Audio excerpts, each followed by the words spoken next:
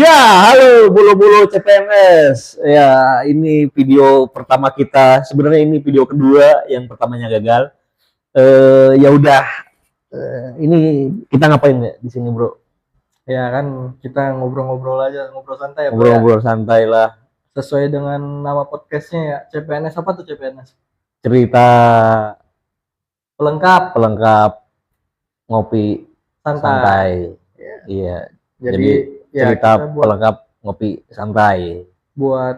peneman kopi-kopi santai teman-teman aja ya. Iya, Sambil bener. cerita-cerita, siapa tahu ada yang bisa berguna kan? Berguna bro. Sebelum cerita-cerita, perkenalan diri dulu. Gue sih gak usah orang-orang kenal, gue gak usah. Lu aja lah. Iya. Nama lah setidaknya. Gak usah. Iya, Ignatius Dwi Kristiantoro, panggil aja TB. TB. TB tuh. Tuberkulosis. Kayak gue Irawan, gue spesialis bedah. Sempat praktek nggak usah lah ya, atau? Nggak usah lah. Nggak usah. Ntar dikira promosi. Oh iya betul. Jangan.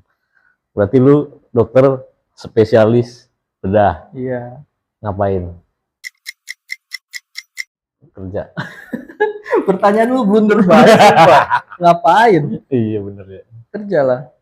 Dulu ya, gue pengalaman nih di rumah sakit di Bandung. Dokter spesialis itu dianggap dewa, bro. Enggak sih. Duh, kan pengalaman gue. Gue Dewi aja, bro. Anjing. Agak ngondek sedikit ya. Bodoh amat. Serius. Kenapa bisa dianggap dewa? Iya gimana ya? Gue pun di kuliahan tuh kayak udah dijelasin sih, kalau gue dulu pas kuliah, pas gue nanti gawe, nanti emang jadi cuman supporter, bro. Bentar, jadi kuliah apa sih? Reka medis di Bandung. Di Bandung. Berapa tahun tuh kuliahnya? Kenapa gue yang ditanya? Ini penasaran bro. Penasaran gue sumpah. Berapa tahun sih? 3 tahun doang, di 3 tahun itu lancar? Lancar lah.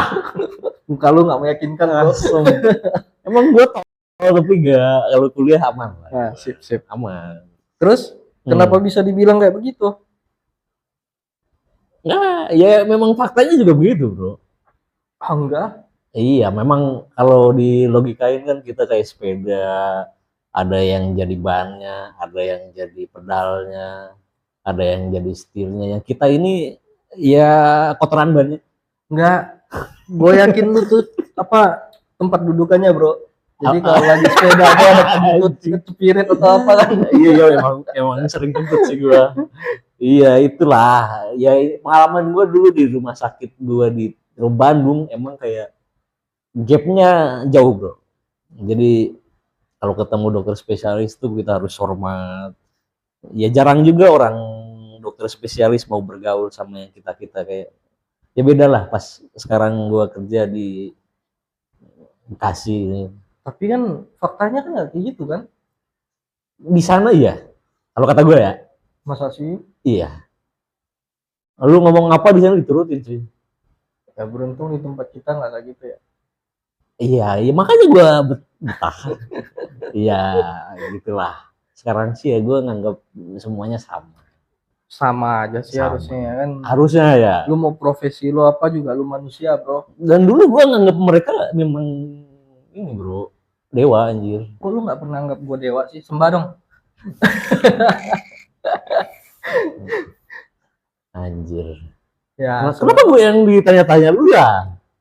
Lu nggak nanya ya gue nanya. Oh iya udahlah, selalu deh. Daripada nggak jalan. Iya benar. Ya udah, sok. Terus apa lagi? Ya kan. Ya kita mau bahas apa juga, paling cuma bisa kasih edukasi soal kesehatan ya. Ya siapa tahu di yang lagi nonton ini kan ada masalah kesehatan, cuman rada malas gitu mau konsultasi, kayak mau periksain diri. Kayak lu tau nggak, banyak pasien itu yang ngerasa aduh gue punya masalah kesehatan ya, tapi gue malas mau periksain diri, takut kedetek nanti gue ada sakit inilah, sakit itulah, berpengaruh di pekerjaan lah, harus cuti nanti bisa sampai dipecat atau apa gitu kan kalau kelamaan cuti untuk berobat. Iya benar. Apalagi di ini ya, pabrik-pabrik ya. Iya. Buru-buru kan nggak boleh sakit loh. Sebetulnya sekarang ya pengalaman gue ya, pasien-pasien kan lumayan banyak yang apa ya, pekerja pabrik ya, karyawan pabrik ya. Mereka malah disupport bro. Maksud gue ya disediain fasilitas berupa asuransi gitu. Itu yang kartap. Kata lu apa? Karyawan tetap. Kan ada yang kartap, ada yang masih magang, ada yang masih apa namanya?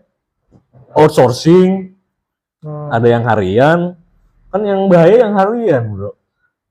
Tapi gue nggak tahu ya. Yang gue terima yang sampai di depan muka gue nih, karyawan-karyawan pabrik itu ya mereka disediain yang namanya asuransi dan lain sebagainya. Iya. Nah, setidaknya ya untuk masalah kesehatan berarti kan dari tempat kerjanya udah ada kepedulian kan. Ya intinya kalau udah ada asuransinya ya pergunain aja lah ya. Ngapain lu malu-malu, ngapain apa ditahan-tahan buat kagak ke rumah sakit kan. Yang paling apa ya, yang paling banyak gue temuin yang mereka malu-malu mau periksa itu wasir bro, hemoroid. Apa nih wasir ini apa nih? Ya wasir hemoroid itu pembesaran pembuluh darah di anus yang disebabkan karena ya mungkin faktor pekerjaannya mereka ya yang ngangkat-ngangkat beban berat. Terus ya dari pola gimana sih ini benjolan gitu? Benjolan di anus bro. Anjir, nggak usah dipamerin juga. Ya benjolan di anus. Jadi ganjel ya, gitu ya? Ganjel, sakit. Biasanya keluarnya kapan? Waktu BAB, waktu lu berak. Ini nongol tuh benjolannya tuh. Itu yang biasanya grade. Sakit gak sih? Sakit lah. Bisa dipegang? Bisa dipegang. Pas dipegang sakit? Iya, kalau yang udah grade 2, grade 3, grade 4. Ada berapa grade? Ada 4 grade, ada 4 tingkatan. Yang pertama? Dia yang tingkatan pertama itu, dia benjolannya masih di dalam tuh. Lu BAB nggak keluar benjolan. Tapi sakit? Nggak keluar benjolan, sakit, kerasa kayak pegel di anus, terus bisa jadi lu BAB keluar darah kalau pas kotoran lu keras ya. Tapi dia nggak keluar benjolannya, itu grade 1. Nah grade 2-nya itu waktu lu BAB dia keluar tuh benjolannya tuh. Tapi setelah selesai BAB dia naik sendiri lagi, masuk sendiri lagi, jadi nggak perlu diapa-apain. Nah grade 3 itu yang udah keluar benjolan, nah lu harus bantu tuh pakai jari tuh, lu dorong ke atas tuh baru bisa masuk lagi. Grade 4 keluar benjolannya udah nggak bisa dimasukin lagi, lu mau dorong pakai jari juga udah nggak bisa bro. Nah kebanyakan orang kan, waduh ini kan malu. Masalah sensitif ya, di daerah sensitif ya, malu mereka mau datang di periksa, LT ya, LT. Ya periksanya di RT, rektal tuh saya masukin jari ke anus. Enggak LT bro, lubang. Buset deh. Ya itulah. Lu ngeceknya gimana coba? Ya kalau umpamanya dia udah grade 3, grade 4 yang pas lagi keluar mekar-mekarnya tuh benjolannya, lu bisa lihat. Ya faktor. Jadi pasiennya harus nungging. Ada posisinya lah, tiduran lah, nggak harus nungging juga. Iya. Bisa tiduran? Bisa, tidur miring kan bisa lu periksa. Oh iya bener. Rata-rata pasien yang datang ke lu yang muda-muda deh, datang ke lu udah grade berapa nih? Biasanya udah grade 3, grade 4 bro. Kalau mereka belum ada benjolan, belum ada riwayat BAB berdarah, atau yang menurut mereka bahaya ya, biasanya kalau orang udah lihat darah kan takut ya, baru tuh datang periksa tuh. Kalau enggak mah enggak, ditahan-tahan sama mereka. Padahal mah harus diperiksa. Sebetulnya grade 1, grade 2 itu masih bisa kita pakai obat bro. Tuh bro, dengerin. Bisa pakai obat, jadi nggak semua harus dioperasi. Dan orang kan mikirnya operasi wasir kan stigmanya kan nyeri banget ya, sakit banget ya. Emang faktanya? Ya sekarang perkembangan teknik operasi kan udah banyak bro. Itu udah nggak semenakutkan dulu.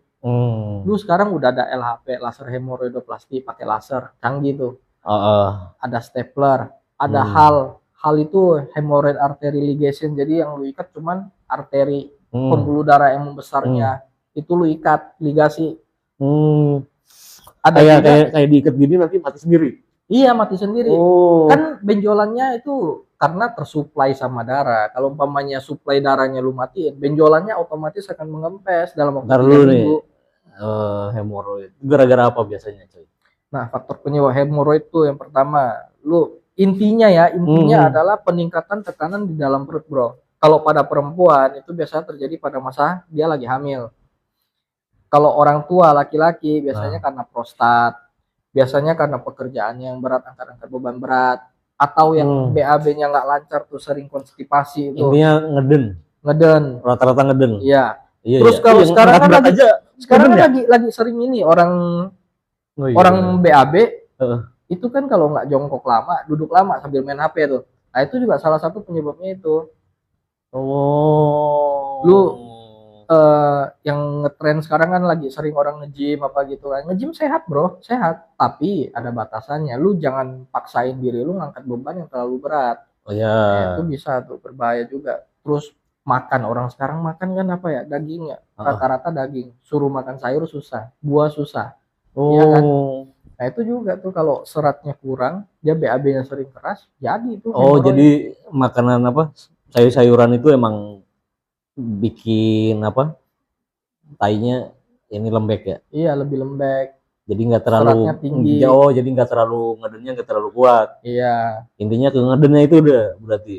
Intinya tuh ya peningkatan tekanan di dalam perut, apapun alasannya. Ya berarti bener tuh orang-orang pabrik, hati-hati. Ya bukan cuma orang-orang pabrik tuh. Iya rata-rata kan yang kerja berat. Kuli bangunan. Iya. Tukang nge-gym. Apalagi?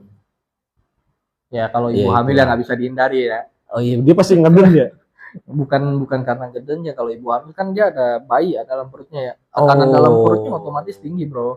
Otomatis ya kadang berarti sering. Iya. Wah, terus itu. Nah operasi hemoroid di ibu hamil itu paling aman pakai teknik laser. Kenapa? Resiko pendarahannya kecil. Pasca operasi, setelah selesai operasi ini, nyerinya tuh ringan bro. Jadi bukan nyeri yang hebat lagi yang kayak orang dulu ya sampai berapa minggu tuh cuman tiduran nggak bisa duduk apa segala macam. Operasi laser itu lo operasi hari ini nih, malamnya tuh yang lu ngerasain tuh nyutan di anus. Oh iya. Besoknya nyerinya itu udah jauh berkurang, udah bisa aktivitas kayak biasa. Berarti yang paling kecil. Bagus itu apa namanya? Kalau yang kan itu preferensi masing-masing dokter beda ya. Kalau gua laser. Kalau nggak laser, hemorrhoid artery ligation. Jadi ya kita cuma ikat pembuluh darahnya tuh, itu aman banget buat pasien.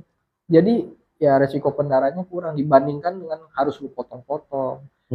Ada lagi teknik stapler. Teknik stapler itu ya beresiko apa ya? Gue pernah terima satu kasus tuh habis operasi hemorrhoid stapler. Bermasalah bro, apa pemotongan cetatannya itu. Stapler tuh diapain? Stapler itu jadi lu potong pembuluh darah tuh, anus kita kan melingkar ya. Melingkar begini ya. Dia potong semua tuh yang selingkaran ini dipotong sama dia. Terus ada alatnya itu langsung dia jepit, langsung terjahit sendiri. Nah, gue pernah dapat kasus itu yang jahitannya longgar atau kelepas. Nah itu bermasalah jadi infeksi. Gue kata stapler kok kayak ini ya, kayak strapless ya. Beda lah. Oh, beda konsepnya. Beda. Kayak gue dicekrek-cekrek gitu. Enggak. Agak ya. Beda. Stapler. Cuman ya kalau teknik operasi yang paling aman ya menurut gue ya, dan paling nyaman buat pasien kalau nggak laser ya hemorrhoid artery ligation. Iya. Mahal gak? Ya laser mahal lah tuh.